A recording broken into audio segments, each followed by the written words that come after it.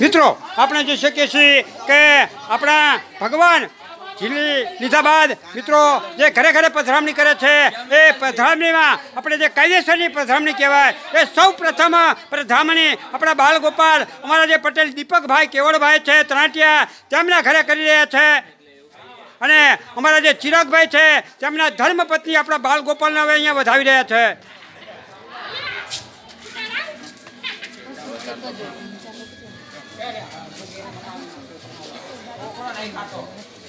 બીન કરી નાખવાનું એટલે જે આવતો હોય